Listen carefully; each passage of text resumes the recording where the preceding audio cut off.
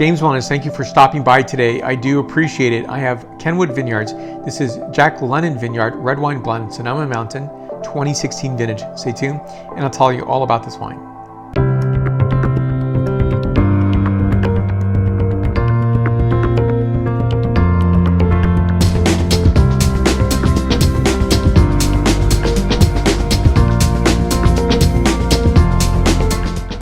Very identified label, iconic label, especially because of the wolf there.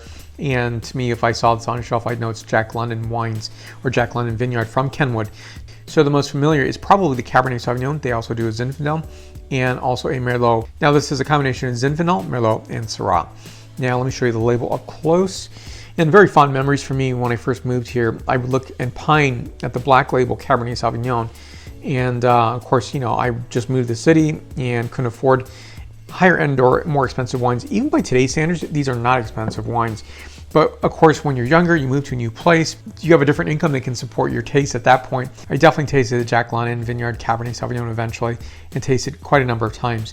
And so to me, it definitely harkens back to those early days of my move to San Francisco years ago. Now this is a composition of 62% Zinfandel, 21% Merlot, 17% Syrah, 14.9% ABV, 18 months in oak barrels, 65% of this is new. I love Sonoma Mountain. It's a place that I don't visit that often and I should.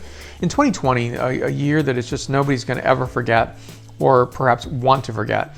And it's something that makes me feel an urgency to go visit places like this that I haven't been to and to experience and put foot on ground. But when I first smelled the wine, to me it was really a very dominant Syrah wine. Instead it turned out to be a dominant Zinfandel wine.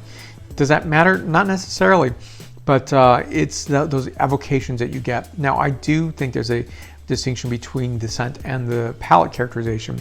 Harmonious and yet very, very nice and distinctive as well. But it's a harmonious wine with these 3 grapes, and it's not one of these extensive, California blends that has 10 grapes in it, which is a bit too much, I think. And I think the focus of 3 grapes is very, very nice. And Zinfandel is just that historic California grape. So I definitely love the cooler climate Zinfandel, Merlot, and Syrah.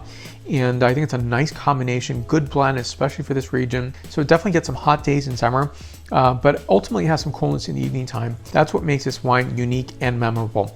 So here we go first, the scent characterization of raspberry, blackberry notes, a bit of forest floor, suede, and freshly ground spices. Very nice. Next, the palate characterization. So this wine is giving notation on the palate of black cherry, a bit of blackberry note, white pepper, anise, and clove. This wine is 92 points out of 100 points. I'll put more information on the producer down below. Check them out. Check out this wine, $35 suggested retail price point. Nice historic vineyard, very memorable wine. So thank you so much for watching. I do appreciate it. Between videos, you can find me on Facebook, Twitter, Instagram, LinkedIn, and WordPress. We can have a conversation there. You'll also find me on my podcast, which is on Apple Podcasts, Stitcher, Spotify, and iHeartRadio. Thank you for watching. Thank you for your support. So thank you so much and cheers to you. And I'll see you real soon. Salute.